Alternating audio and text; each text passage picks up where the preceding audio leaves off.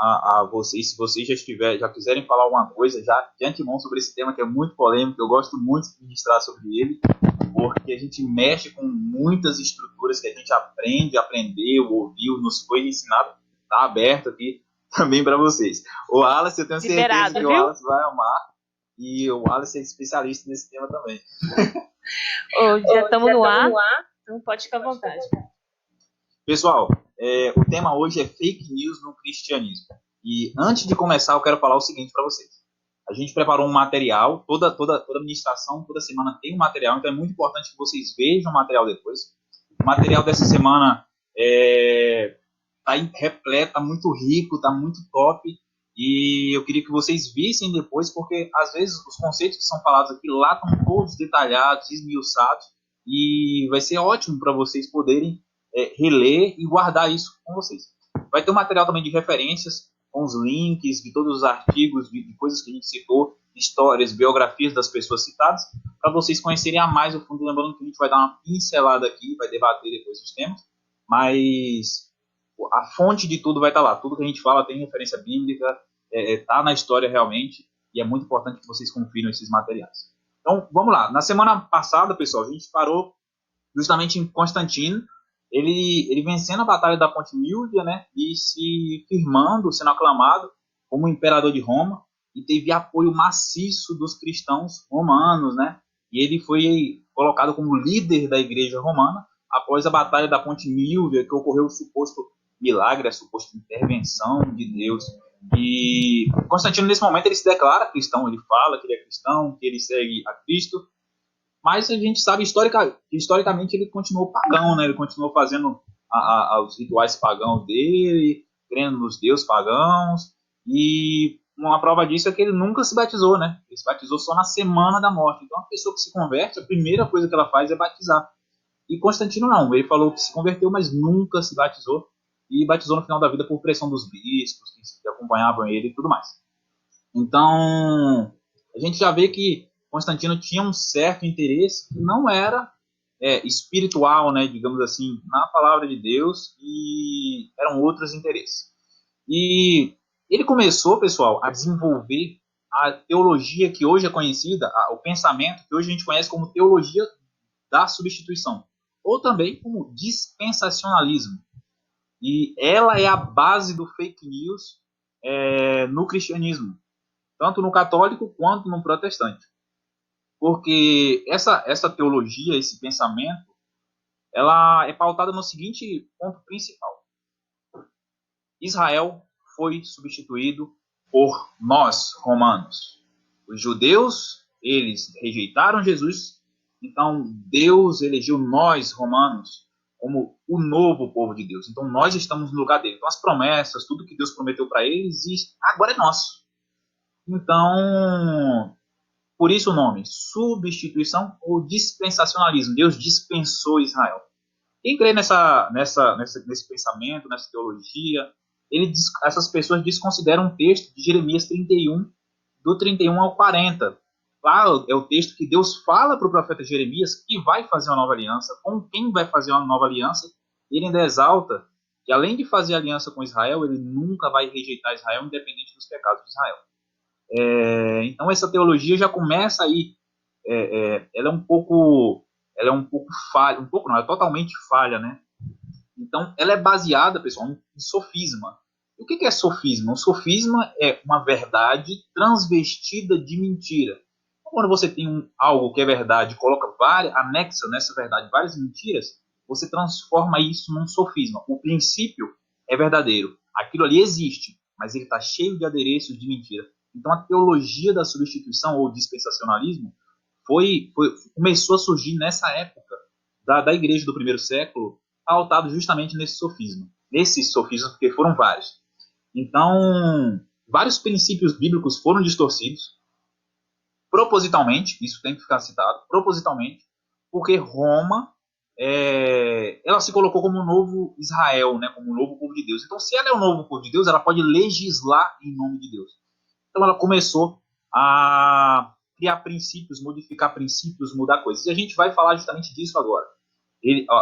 Constantino e todos os demais imperadores romanos que faziam essas mudanças, eles criavam esses sofismas, eles simplesmente não batiam o martelo e no outro dia estava valendo o conceito A, B ou C. Eles se reuniam em uma reunião chamada concílio e lá eles definiam. Então chamavam todos os bispos de todas as regiões. Para quem não sabe, bispo não é uma coisa católica, bispo é uma coisa bíblica. Na Bíblia, em algumas versões, até do português mais antigo, os líderes da congregação são chamados de bispo. Então os líderes das congregações ao redor de Roma eram chamados para Roma e falavam, e Constantino e todos os demais imperadores, vamos decidir tais e tais assuntos. Eu vou citar para vocês aqui agora os assuntos que eles decidiam e eu vou pontuar algumas coisas. Se alguém quiser falar alguma coisa sobre esse tema e tudo mais, está aberto, tá? Então vamos começar aqui, ó. Mudança da data da Páscoa. Constantino, ele fez uma alteração baseado já num papa chamado Papa Vítor I. Ele já tinha essa ideia de mudar a data da Páscoa. Ele queria que a data da Páscoa fosse feita no domingo da ressurreição de Jesus. E Deus falou com Moisés que não era para celebrar a Páscoa nesse dia, ele deu um dia específico. Quando Constantino assumiu como imperador, ele foi lá e falou, gente, a Páscoa é no domingo. Ele simplesmente não tomou conhecimento da Bíblia e simplesmente ignorou. A guarda do domingo. Esse mesmo Papa Vítor, ele tinha já instigado nas pessoas a guarda do domingo, porque no domingo foi o dia que Jesus ressuscitou. Então, se Jesus ressuscitou no domingo, a gente vai guardar o domingo. Não tem nenhuma instrução, não tem nenhum mandamento apostólico, profético, Deus não falou que fazer essa alteração, e simplesmente eles foram lá, por livre e espontânea interpretação, acharam conveniente, Constantino legitimou essa mudança do Papa Vítor. A obrigação do celibato. Quem é chefe de congregação não pode casar, tem que ser celibatário pro resto da vida. Isso também foi definido nessas reuniões. Lembrando que essas reuniões não são só de Constantino, mas ao longo de toda a história da Igreja Romana. Tá?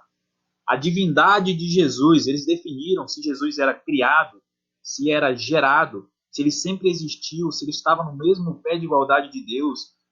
Então, assuntos bem sensíveis, eles definiram simplesmente pela interpretação que eles tinham e o conhecimento que eles tinham, que eles achavam que era compatível na época. A doutrina da Santíssima Trindade. Eles definiram a Trindade como um dogma, o batismo em nome da Trindade, e eles criaram todo o conceito de Trindade católica, que é diferente do protestante, tá? Só para dar uma pincelada. O católico, ele acredita que Deus, ele não se manifesta, mas ele se transforma em Jesus e ele age como Jesus. Ele se transforma no Espírito Santo e age como Espírito Santo. É como se Deus vestisse uma roupa. É como se Deus falasse, olha, agora eu cansei de ser Deus, vou lá na terra morrer pelos humanos. E ele vai lá, veste a roupa de Jesus e vem. Aí depois ele morre, ele volta. Então essa é a Trindade católica. A Trindade romana é derivada dessa, tem alguns princípios diferentes, mas é oriunda dessa doutrina, desse dogma. A substituição das festas bíblicas. Deus deu um calendário para Israel e falou, olha, tal dia, tal mês do ano, você vai celebrar tal festa, tal festa, tal festa. Constantino simplesmente falou, não, vai celebrar as festas católicas. Ele começou a criar festas. Festa de São João, festa de Domingo de Ramos, várias outras festas. Constantino criou e substituiu as festas bíblicas dadas por Deus. Eles definiram um aspecto do poder de Jesus.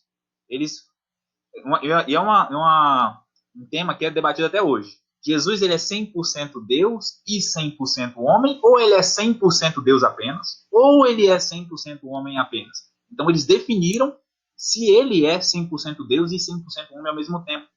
Simplesmente eles foram lá, olha, nós decidimos isso, bater o martelo. Eles definiram também, num desses concílios, que você só podia ceiar se você confessasse os seus pecados para o padre. Então, para você poder cear, você tinha que ir lá para o padre e falar, padre, eu pequei, fiz isso, isso, isso. O padre orava por você, perdoava os seus pecados e mandava você pagar uma penitência. Rezar um tanto de números de Pai Nosso ou de Ave Marias, ou você tinha que fazer alguma coisa como forma de penitência por ter pecado.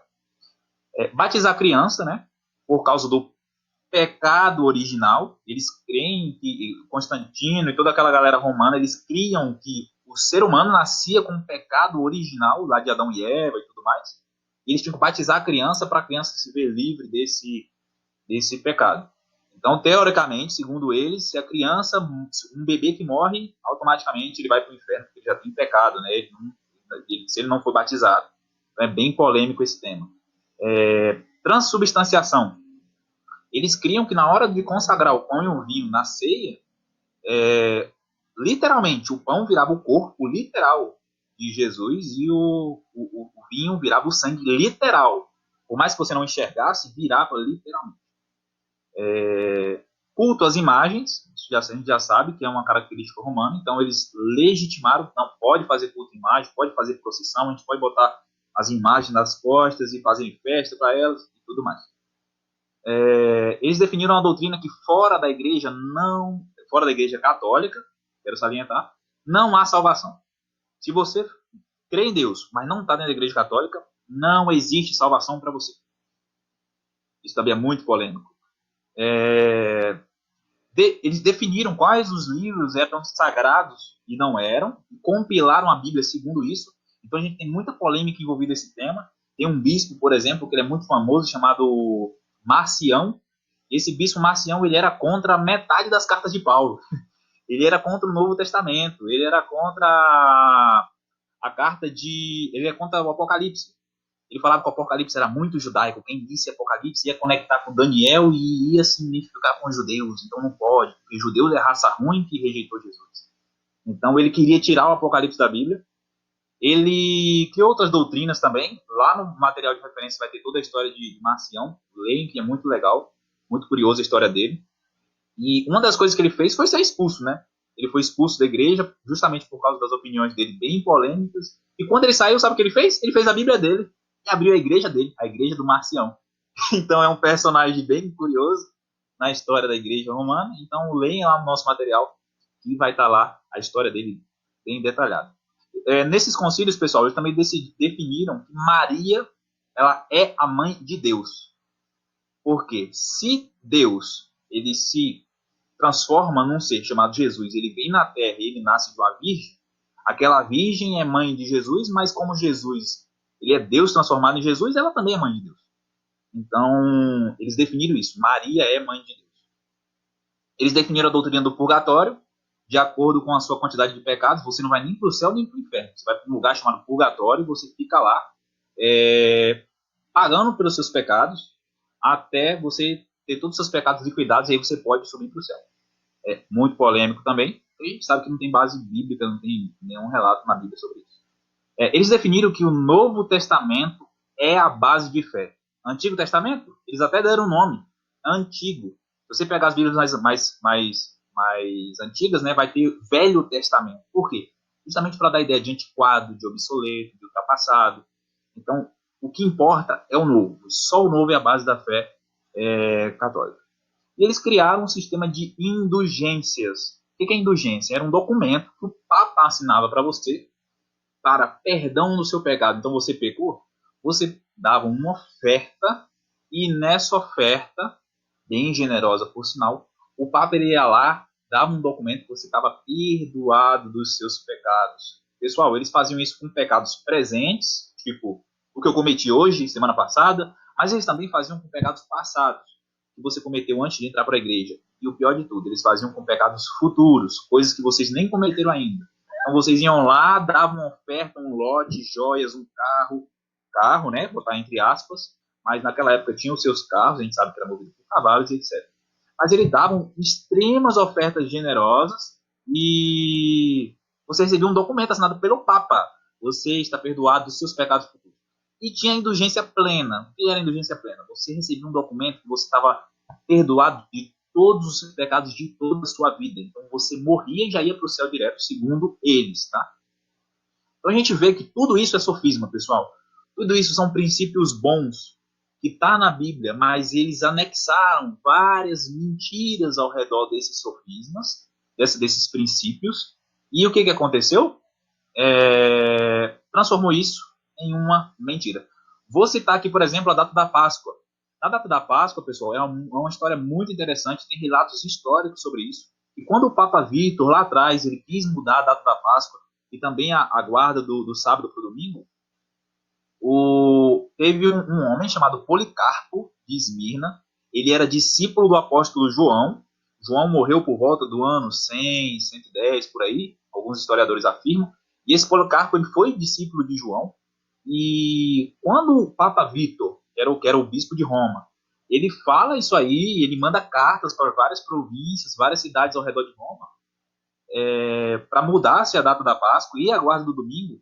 Policarpo, ele é a primeira pessoa a bater de frente com um Papa na história que temos registro. Ele simplesmente fala, não vou fazer isso dessa maneira, porque eu aprendi os conceitos com João, e João aprendeu com os antepassados dele.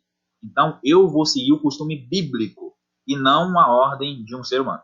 Porque eu não estou aqui para agradar o ser humano, eu estou aqui para agradar a Deus. Ele falou basicamente isso. Todo o relato de Policarpo está lá no material de referências. Confiram lá que a história dele é linda. Tem um filme do Policarpo que a gente separou para vocês, hein? Então vejam lá que é maravilhoso.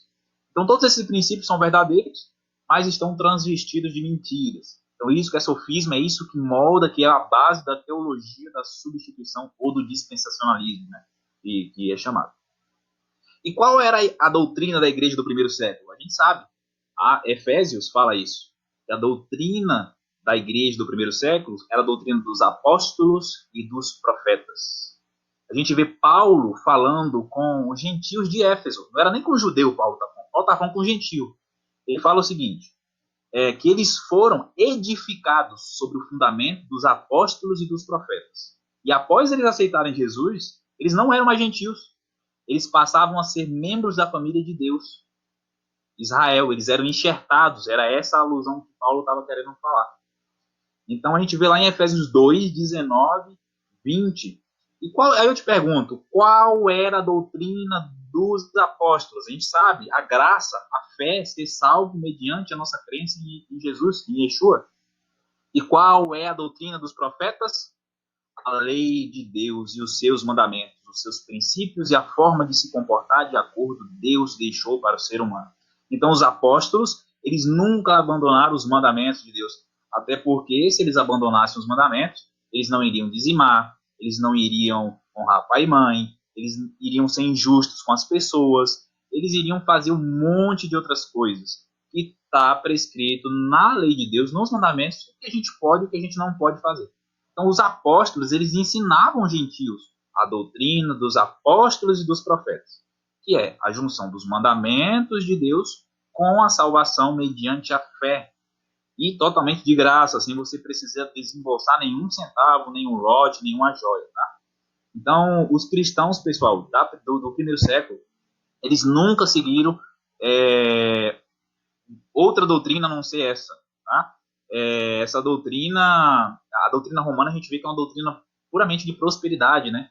E isso faz com que os cristãos romanos, eles nunca desfrutaram da plenitude do conhecimento, da plenitude do entendimento dos princípios bíblicos. Eles nunca desfrutaram, pessoal, das raízes originais, porque eles estavam sendo enganados com um sistema que apenas pregava para ele prosperidade e sofismas.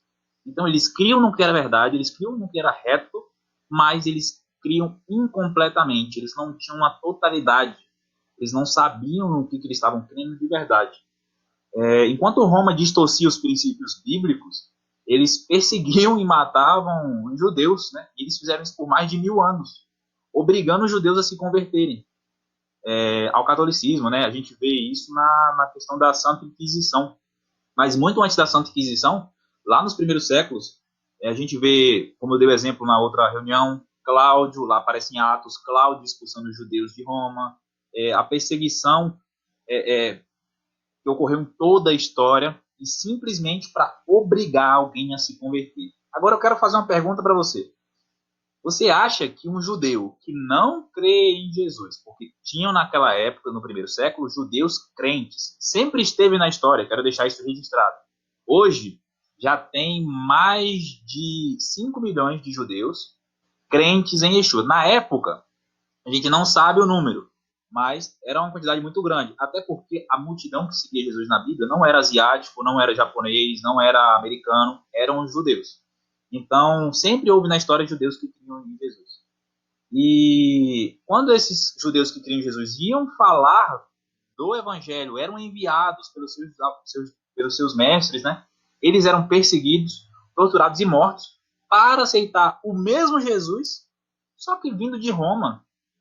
Aí imagina na cabeça de um judeu que não crê, que está sabendo que tem um Deus aí, ou filho desse Deus, que está matando todos os seus compatriotas. Será que é fácil de aceitar? Será que se a gente hoje vir um país estrangeiro viesse aqui no Brasil e falasse, não, esse aqui que é o filho de Deus, ó, Joãozinho do bigode. Ah, não vai converter Joãozinho do bigode? Não, toma aqui então uma espadada na cabeça. E toma, perdeu a cabeça. Será que sua família fala, nossa, esse Joãozinho do bigode é um filho de Deus muito amoroso, vou aceitá-lo, vou viver para ele. Então Roma, eles fizeram com as suas ações afastar os judeus que não foram alcançados pelo evangelho para mais longe ainda da crença do evangelho. Então a gente vai abordar nesse primeiro momento, nessa primeira parte, justamente isso. Os sofismas que eles criaram, toda a distorção que eles fizeram ao longo dos concílios e esses temas polêmicos que eles inventavam, essas doutrinas, esses dogmas que eles pregavam e perpetuavam, e a perseguição, abandonando a doutrina dos apóstolos e dos profetas, pessoal.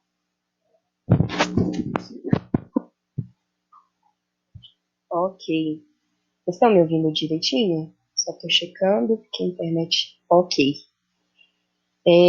Bom, o Juninho comentou, essa foi a primeira parte.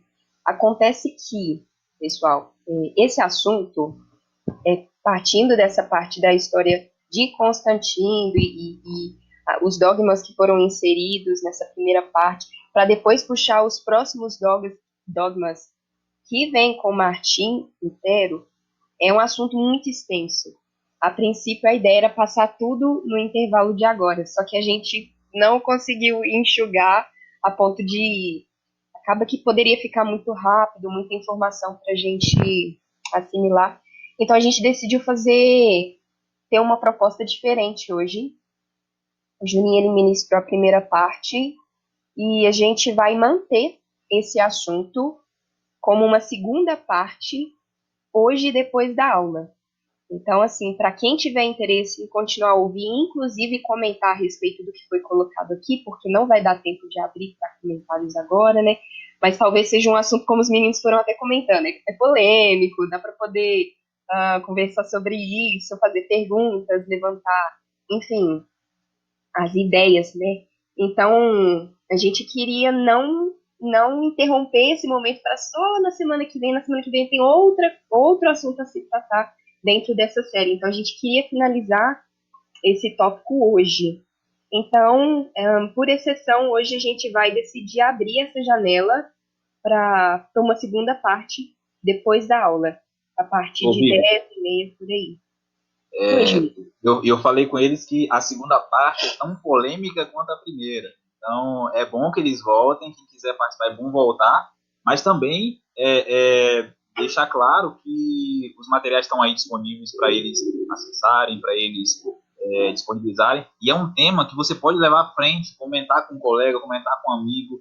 E é muito importante esse tema porque está pautado na nossa fé. Se a gente segue uma fé com princípios errôneos, a gente até está seguindo a fé verdadeira, mas incompleto, igual os cristãos romanos lá dos primeiros séculos, segundo, terceiro e quarto. Exato. Então, eu acho que para a gente é um convite para poder pensar assim, peraí, será que existia um certo engano no nosso meio, mas nem por maldade das pessoas que estavam compartilhando conhecimento, pastores ou padres, mas por não buscarem o conhecimento original, de onde que veio tudo, qual que é a fonte. Então, esse é o intuito, né? A gente buscar a fonte original e talvez quais ideologias e dogmas foram inseridos por humanos e, enfim, é uma discussão longa. Então, são 9h já, eu vou fazer oração e fica o convite, então, para quem der conta de acompanhar depois da aula, a gente sabe que é um desafio, mas vale a pena. E, de todo jeito, vai ter a gravação, né, para quem quiser vir depois e compartilhar. Então, fica o convite para hoje, 10h30, a gente vai voltar com essa janela para finalizar essa parte. Ok? Bom, eu vou orar. Eu queria perguntar se alguém tem algum pedido de oração específico, principalmente com relação à cura. A gente queria abrir esse período aqui para orar por cura. Se sim, a hora de falar é agora. E a gente ora.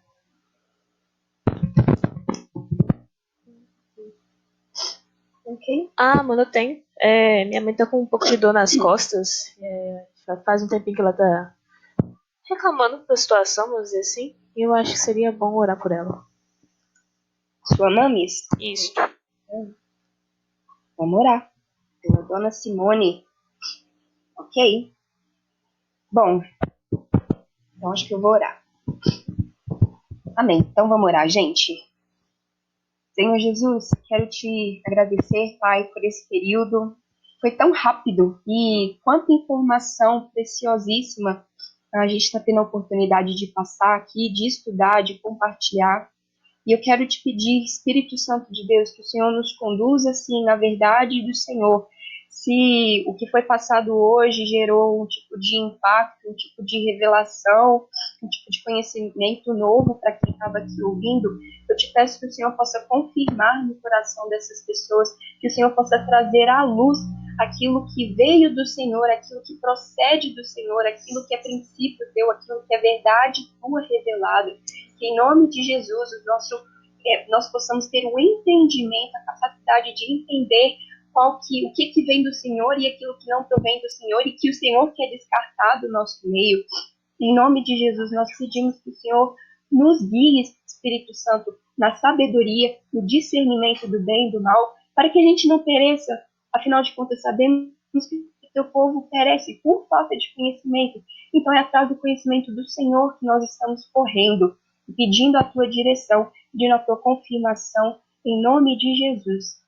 E agora, Pai, eu quero orar pela vida da Simone, a mãe da Thay.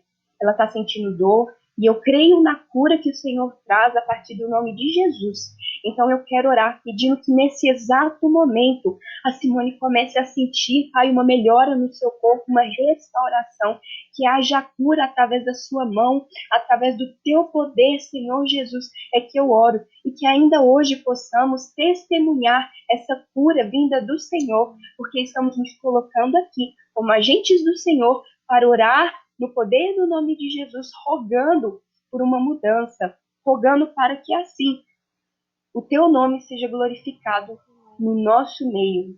Então é no teu nome, Jesus, que nós oramos, pedindo agora, nesse exato momento, uma cura, uma melhora, um bem-estar na vida da Simone, em nome de Jesus, e que não volte, que essa dor não volte. Em nome de Jesus, Pai, é que eu oro.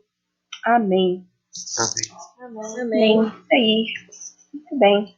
Bom, pessoal, acho que a gente fica por aqui. Amém. Alguém quer comentar mais alguma coisa? Não. Não? Então tá bom. 10h30 a gente volta, 10h30 vai ser mais tranquilo. A gente não pretende estender também para não ficar tarde, né, para ninguém. Mas vai ser um momento mais tranquilo pra gente continuar. Ok? Maravilha, até daqui a pouco. Show de bola. Até mais tarde, então.